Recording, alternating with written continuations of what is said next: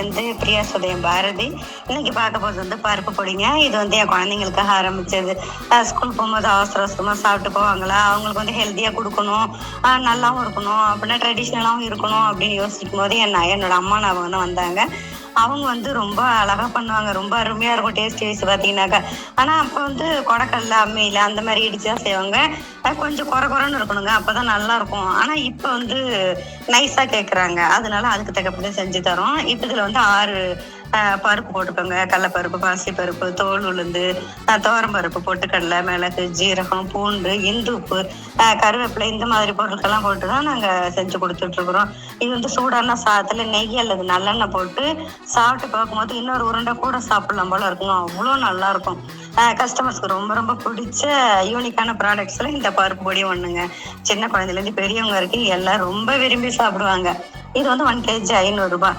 ரொம்ப அருமையாக இருக்கும், ட்ரை பண்ணி பாருங்கள். இயற்கை நோக்கி இனிய பயணத்தில் உங்களுடன் பிரியா சுதயம் பாரதி. நன்றி, வணக்கம்.